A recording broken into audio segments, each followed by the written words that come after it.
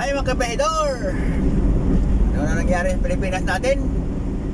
Nakakita natin ang mga congressman natin. Napakabisi nila sa investment ni Pepe Sara. Wala stick. Tapos ang mga witness pa, sus, naku, iwan ko lang.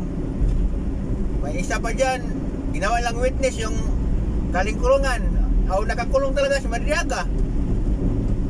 Tapos puro mga palpak yung mga ebidensya. Puro kasinungalingan. Ano ba yan? Tapos yung mayroong isang ano yan, hindi natin pangalanan, pero alam siguro pangalan nyo, kanang ano dyan, yung ang bibig at tabingi. O, di ba? Nag-deposit daw siya sa account ng mga Duterte. O, prove daw nga active daw ang account ng mga Duterte, kaya nag-deposit siya ng 400. Wala stick talaga.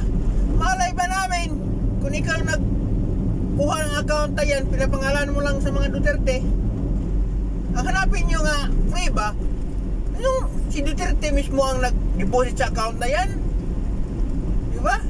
Hindi naman ikaw ang nag-deposit, tapos nasabi nyo active yung account ng mga Duterte. Wala stick kayo. Yung tabingi ng bibig talaga, iwan ko. Parang hindi matibay yung ano talaga, sinasabi mo tabingi, no? Ayusin mo muna ang bibig mo nga tabingi, siguro. Wala stick. Malay ba namin kung kumuha ka ng account tapos pinapangalan mo sa mga Duterte, tapos ngayon nag-deposit ka. Diba? Para lang mayroon kang maidiin sa mga Duterte. Wala stick. Ito naman kay Trillanes din. Nakatanggap na si Kitty ng milyon-milyon pira galing sa drug lord.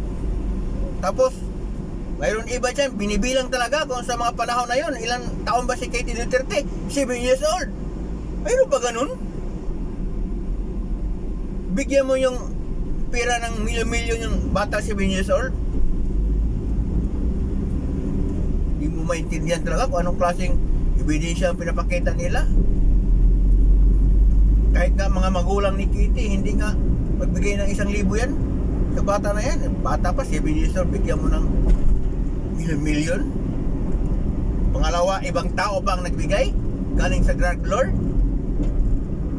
Paano sila nagkakilala ni Kitty Duterte sa drug lord? Ay nako, talagang palpak na naman yung